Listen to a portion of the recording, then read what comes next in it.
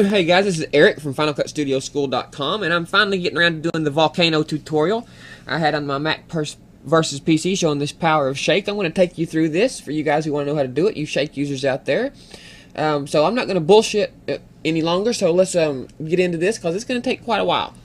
Not quite a while, but I'm going to have to rush through it, and it's going to take quite a few minutes, and for YouTube, I don't like it to be super long if I can help it, so let's get into this.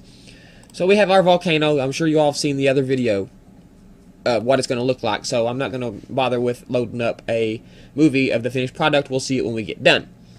First thing I'm going to do to this, I'm going to add a quick paint node. Like that right there. Now I'm going to go in and add a switch mat to this quick paint node. Layer, switch mat. Now I'm going to make my roto shape, and what I'm going to do with this roto shape is I'm going to mask out the sky. So I'm going to go to Image, Roto Shape, and let me zoom in here, and let me zoom through this roto shape. I do expect you guys to take a lot more care than what I'm doing here.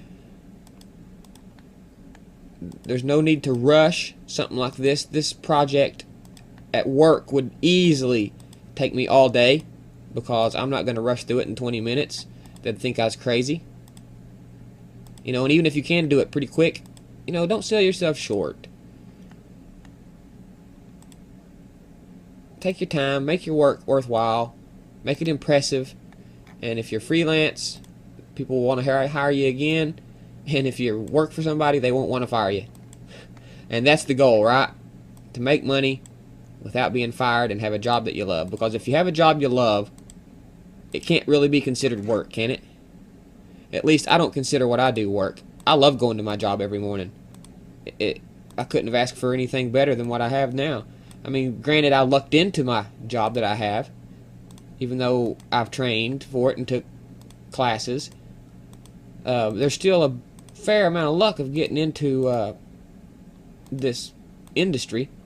It's better if you know somebody. Anymore, it's not as dependent on the tool set as it is you being an artist. Used to, if you could open Shake 10 years ago, then you could get a job. If you could use Shake, you could have a job. But anymore, the tools are so cheap and so available to everyone that you have to be an artist, because your work has to stand out. It's not like it used to be. Okay, now I have this roto shape made. Let's take our roto shape. Let me refresh my node. Let me pop it into my switch mat. Now, as you can see, we have our sky removed. Okay, so now the first thing I'm going to do is go into my quick paint node, and I'm going to, well, let's adjust my roto shape just a tad. These points here need to be brung down a little. Like that. Maybe up here too.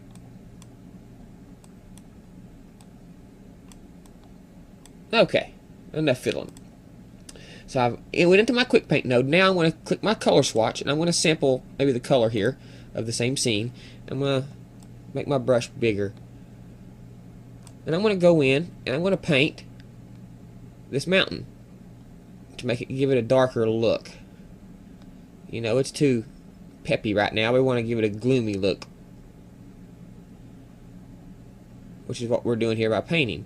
Now I'm going to click on my clone tool, and I'm going to just go in and tap, tap, tap along the bottom here, kind of trying to make the transition a little smoother. Okay. Now we've got that done. Let's move on to our next step. But the first thing, I'm going to blur my roto shape. Filter, blur. I'll blur it by about 8 pixels. Okay, now we have that set up. Now I'm going to add a Move 2D. Go to Transform, Move 2D. Now this is in case I have to adjust anything later. I'm not going to do anything to it right now. Now I'm going to append under my color a saturation node, and I'm going to bring the saturation down to about 0.2, to where there's not much color there, but just a little bit, because I'm going to add a compressed node, and I want a little bit of color for that compressed node to grab onto. So let's go to Color, Compress. I'm going to select my high color, and I'm going to warm it up a little bit into the yellowish realm there, like that. Now it's a little more warmer looking. So now I'm going to go back up to my Move 2D node, and I'm going to branch off and invert. So color, invert, branch. Okay. Now we have this funky looking deal, but we're going to fix this. We're going to add a contrast luma. Go to color, contrast luma. Now my value, I'm going to put my value up really high and my center up pretty high, so I can just have these white dots, this barely coming through here. As you can see, it's barely showing through, and this is what's going to be my lava. And 9.8, it ain't going up high enough, so I'm going to have to type in my value. I'm going to type in 15. There. Now that's looking pretty good. This is going to be our lava, and I'll show you how we're going to do that here in just a minute. So now I'm going to add a color correction to this contrast luma. Color, color correct.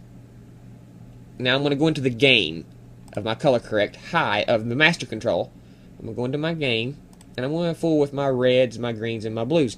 Now I'm going to take my red probably all the way up, like that. And I'm going to take some green out. Add some green to it to give us that orangey look. I'm going to maybe bring some blue out just to give it that yellowy, hazy look. Okay, now we have this sort of a lava looking effect coming in. So now we're going to want to blur this. Let's go to filter, blur. Okay, that's one blur. Now let's branch off another blur from our color correct. Right click, branch. And I want to set this first blur to about 20 pixels. Just soften it up a little bit. And I'm going to make my second blur, I'm going to make it, I don't know, maybe 5 pixels. Now this will soften up our lava a tad bit. As you can see there before the blurs, and there's with the blurs. It really softens it up a little bit. And we're going to screen these together. So I'm going to go to my layer. I'm going to screen. Screen. Okay, now we have this screen together. Now from our compressed node, I'm going to add a switch mat to this screen first, and then from our compressed node we're going to join these two together. So from my screen node, go to layer, switch mat, and now I'm going to go to image and add a roto shape. And I'm going to roto out my lava, like maybe a spot the lava is flowing through. I don't want it to take up my whole scene here, so I just want it to look like maybe it's flowing through here, like so.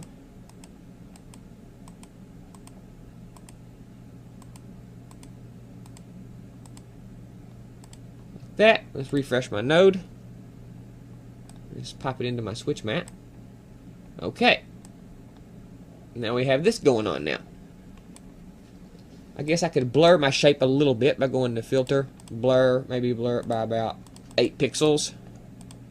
7, 8 is my standard blur, is what I like to use. Okay, now we've got to mix these two together.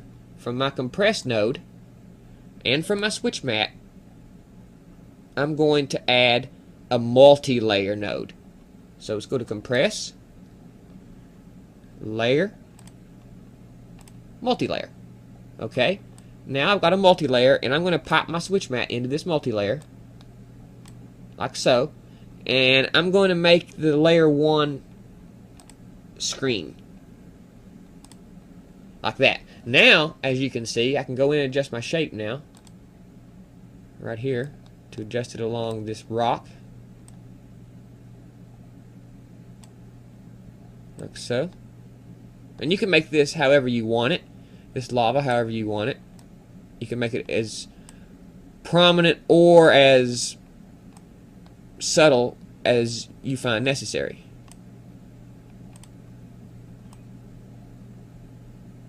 Okay, I guess we could maybe bring an edge up through here a little.